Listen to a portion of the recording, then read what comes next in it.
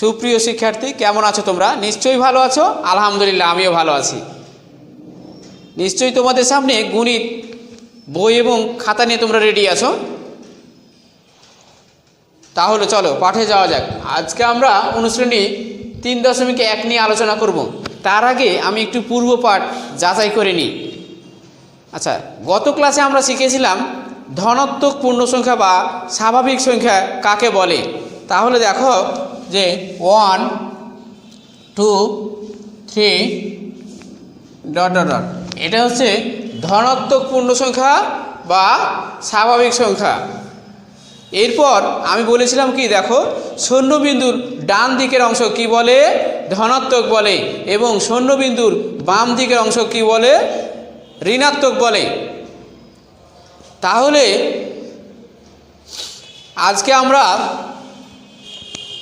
আজকের যে পাঠটা নিয়ে আলোচনা করব সেটা হচ্ছে 4 নম্বর অঙ্ক নিয়ে আলোচনা করব। অনুশ্রেণী 3.1-এর 4 নম্বর মোস্ট ইম্পর্টেন্ট অঙ্ক।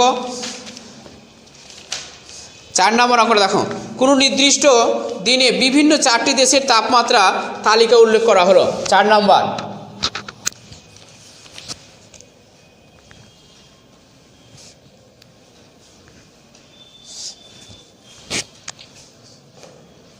স্থানের নাম,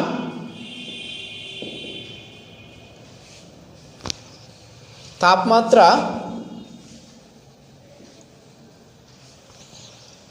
ফাঁকা কলম।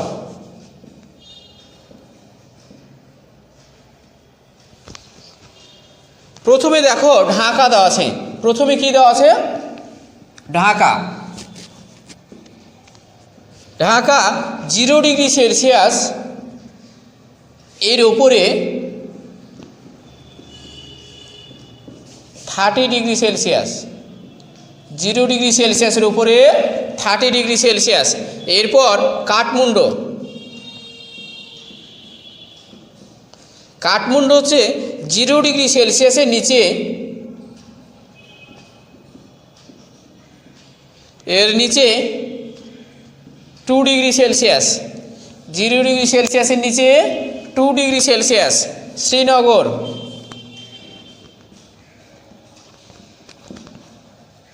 শ্রীনগর হচ্ছে 0 ডিগ্রি সেলসিয়াসের নিচে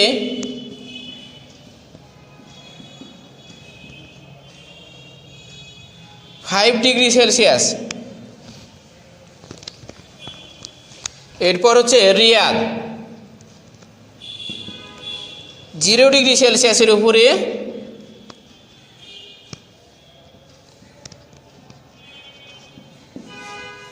40 ডিগ্রি সেলসিয়াস।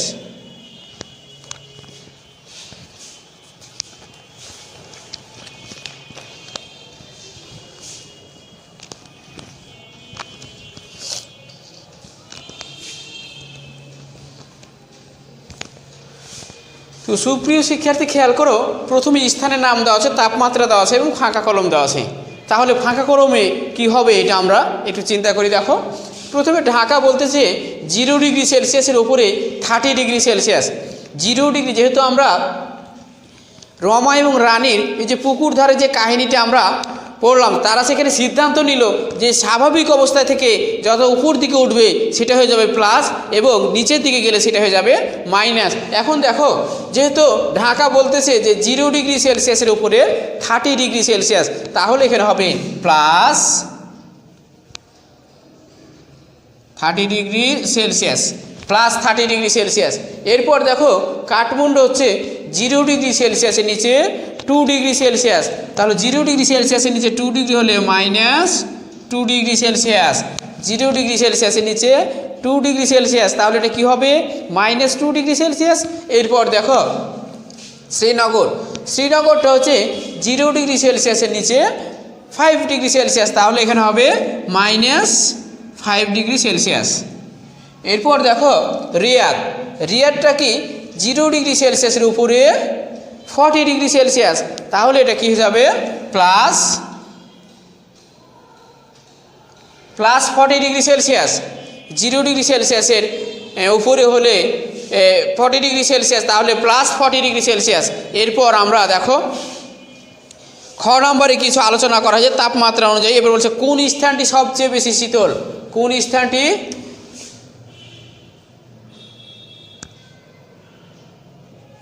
ক নাম্বার। এবার খ নাম্বারে দেখো কিছু চিহ্ন দেওয়া আছে। প্রথমে তাপমাত্রা অনুযায়ী স্থানগুলোর নাম লিখতে বলতেছে। তাপমাত্রা অনুযায়ী স্থানগুলোর নাম।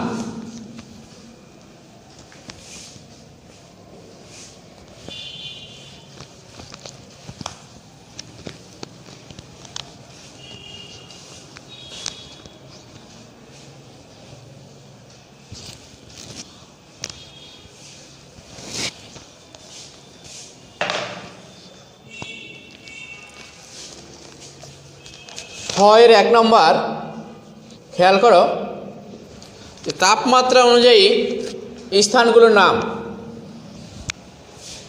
প্রথমে 0, 5, 10, 30 এবং 40। এরপর দেখো -2, -5, -10। দেখো আমরা ক এর চিত্র থেকে পাইলাম কি, দেখো 40 ডিগ্রিকে, 40 ডিগ্রিটা হচ্ছে রিয়াদ। এরপর 30 ডিগ্রিকে, 30 ডিগ্রিটা হচ্ছে ঢাকা। এরপর দেখো -2 কি, -2টা হচ্ছে কাঠমান্ডু, কাঠমান্ডু। এরপর -5টা হচ্ছে শ্রীনগর, শ্রীনগর। সুপ্রিয় শিক্ষার্থী, খ এর 2 নম্বরে বলতেছে দেখো যে কোন স্থানটি সবচেয়ে বেশি শীতল, কোন স্থানটি সবচেয়ে বেশি শীতল। আমরা এই ছকে দেখো সবচেয়ে ছোট হচ্ছে -5, তাহলে এই ছক অনুযায়ী আমরা বলতে পারি কি শ্রীনগর সবচেয়ে বেশি শীতল। তাহলে কোন স্থানটি বেশি সবচেয়ে শীতল? তাহলে উত্তরে আমরা লিখতে পারি শ্রীনগর। উত্তর কি লিখতে পারি? শ্রীনগর। এরপর 3 নম্বর প্রশ্নে বলতেছে দেখো যে সকল স্থানে তাপমাত্রা 10 ডিগ্রি সেলসিয়াসের বেশি সে সকল স্থানগুলোর নাম রাখো। এখন এই যে দেখো ছকে দেখো যে সকল স্থানে তাপমাত্রা 10 ডিগ্রি সেলসিয়াসের বেশি, তাহলে 10 ডিগ্রি সেলসিয়াসের বেশি মানে এই সাইডে 2টা, একটা হচ্ছে ঢাকা ও রিয়াদ, ঢাকা ও রিয়াদ। তাহলে আমরা লিখতে পারি যে সকল স্থানে তাপমাত্রা, যে সকল স্থানের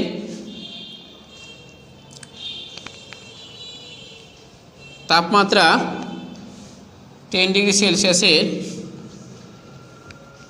বেশি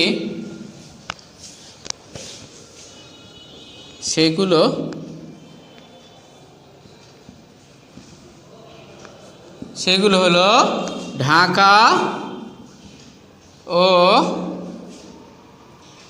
রিয়াদ, ঢাকা ও রিয়াদ। বলছে যে সকল স্থানে তাপমাত্রা 10 ডিগ্রি সেলসিয়াসের বেশি সেইগুলো হলো ঢাকা ও রিয়াদ। তো সুপ্রিয় শিক্ষার্থী, এরপর আমরা এখন চলে যাব 5 নম্বর প্রশ্নে। দেখো 5 নম্বর প্রশ্নটা কি বলতেছে।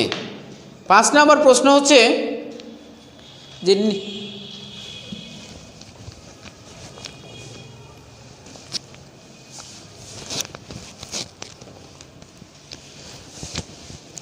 5 নম্বর প্রশ্নটা খেয়াল করো, নিম্নের প্রদত্ত সংখ্যাদের মধ্যে কোনটি অন্যটির ডানে অবস্থিত তা সংখ্যা রেখার মাধ্যমে দেখাতে বলতেছে। 5 ক নম্বর 2 × 9, 2 × 9 কোনটি অন্যটির ডানে অবস্থিত তা আমরা এখন সংখ্যা রেখার মাধ্যমে উপস্থাপন করব। তো সমাধান উত্তরটা কি হবে দেখো, উত্তরটা হবে 2 × 9 সংখ্যা দুটি সংখ্যা রেখায় স্থাপন করি, সংখ্যা রেখায় স্থাপন করি। দেখো তাহলে কি হবে,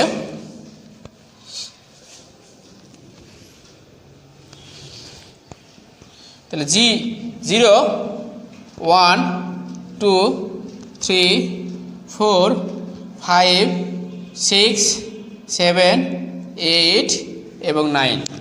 -1, -2, -3, -4 এবং -5। প্রশ্নটা খেয়াল করো এখন যে 2 × 9 সংখ্যা দুটি সংখ্যা রেখায় স্থাপন করি, তাহলে 2 এবং 9 আমরা স্বাভাবিকভাবে বুঝতে পারতেছি যে দেখো 2 এর ডানে কিন্তু 9 অবস্থিত। কিন্তু আমরা কিভাবে উত্তরটা লিখি দেখো, যে সংখ্যা রেখায় দেখা যায় যে, অতএব সংখ্যা রেখায়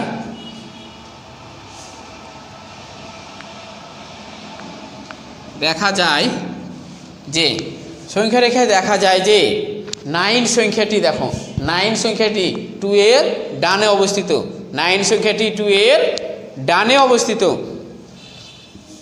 9 সংখ্যাটি 2 এর ডানে অবস্থিত।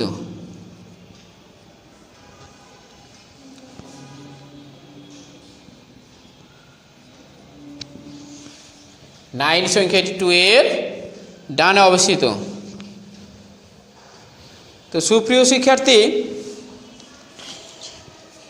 তোমাদের আজকে আমি 5-এর খ নাম্বার, 5-এর খ নাম্বার থাকবে HW,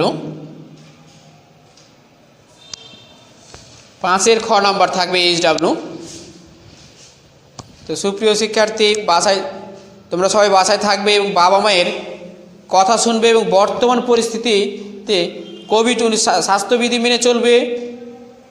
সবাইকে ধন্যবাদ। আসসালামু আলাইকুম।